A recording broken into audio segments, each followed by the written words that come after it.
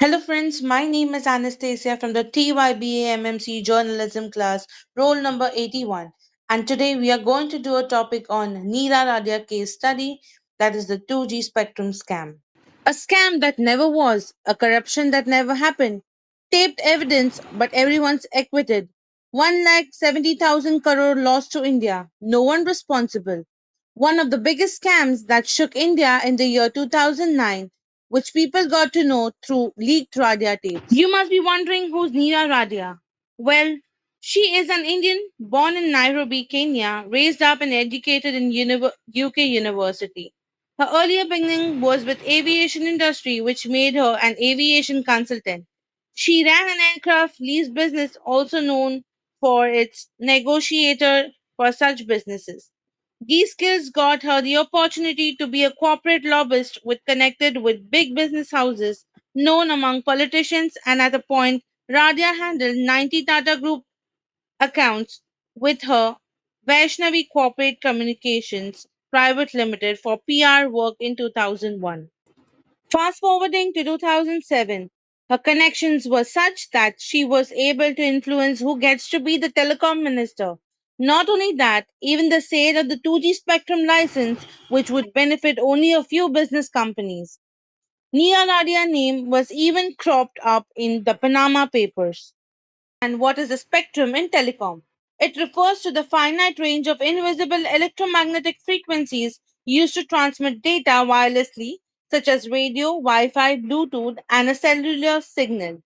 It is a natural resource and is managed by the government and telecom companies, divided into specific frequency bands that dictate a signal characteristics, like its ability to travel long distance, lower frequencies, or carry high capacity data, higher frequencies. During the Vajpayee government, it was decided to award telecom license based on first come first served policy. However, A. Raja, who became the telecom minister in 2007, seems to have reached through the influence of Neera Radia. Tweak of rules for eligibility changed the nature of acquiring license, even benefiting companies which never had even any experience in the telecom sector. The year is 2008, but the selling price was that where it in 2021 for the spectrum license. Companies including Reliance, Tata, Acer, and more got the direct benefit where they bought the license for really low prices and sold a big chunk of the shares for really high prices. Look like bought for a rupee, sold for a dollar. Even politicians like Chidambaram and Kanimozhi wanted to be a part of this. The business cannot directly talk to the politicians. That's the reason they need a lobbyist. A lobbyist is someone who helps to influence government policies to be more favorable for the business companies they represent. She was also helped by popular journalists like Barka Dutt and Sangvi. Now we will hear a few tapes of conversation between Neera Radia and Barka Dutt. Hi, Nira. Because what I'm told is that Hmm. Congress yesterday apparently, God knows who they are talking to in the DMK, Huh. Nothing relayed, matter. no, they relayed that the infrastructure portfolio should not be given to Maran or Balu.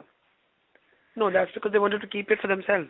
No, they wanted, yeah, they didn't want any infrastructure. That was what Prime Minister said. So he said that's why they gave them labor, fertilizer, chemical, Hmm. and Hmm. telecom IT. They said for Raja. So Huh. what has happened is that that message has not got relayed to Karunanidhi. Oh, I They see. might have told some minion down the line or told Maran who's not relaying the truth. I think they've told Maran.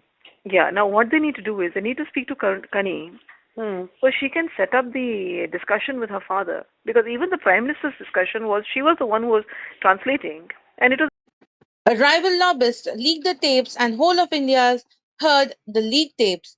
Facebook and Twitter became the center of protest across India.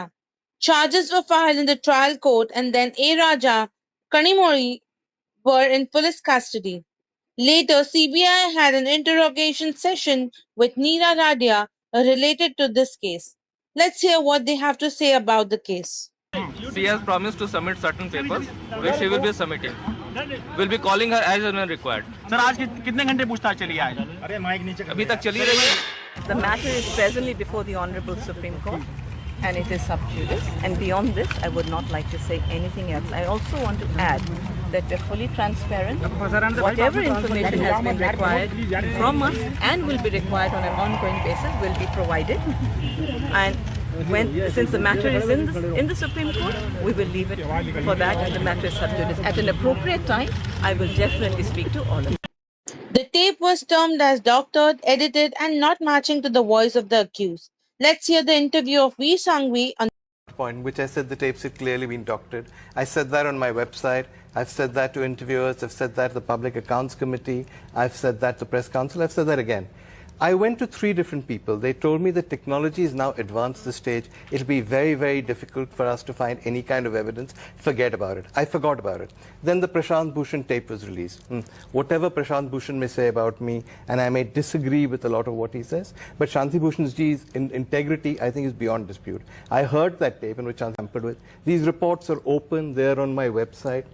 It's possible to argue, as Prashant says, why did you wait 6 months? But I've explained why I waited 6 months. It's possible to say he's not convinced. Well, I'm sorry he's not convinced. But in the case of his own tapes, there are 2 different tests done by the Delhi police, which have filed a case saying they're genuine, that they asked for money. I don't believe that. I don't think Prashant to take the line that my tapes are fakes, my tests are right, everybody else, hey, you're all liars. I think it's silly. Apart from Barkadat, politicians like A. Raja, Minister of Telecom and Information Technology, M.K. Kanimuri, Rajya Sabha MP, P. Chidambaram, Minister of Home Affairs, bureaucrats like Siddharth Behura, former Telecom Secretary, R.K. Chandolia, Raja's private secretary, corporate executives like Gautam Doshi, MD Reliance Anil Ambani Group, Hari Nair, Senior VP of Anil Dhirubhai Ambani Group, Sanjay Chandra, MD of Unitech Wireless Limited, Tamil Nadu, Shahid Balwa, and Vinod Goenka, Swan Telecom. Corporates like Unitech, Swan Telecom, Estel, Videocon Telecom Communications Limited, Reliance Communication, and also businessmen like Ratan Tata and Anil Dhirubhai Ambani.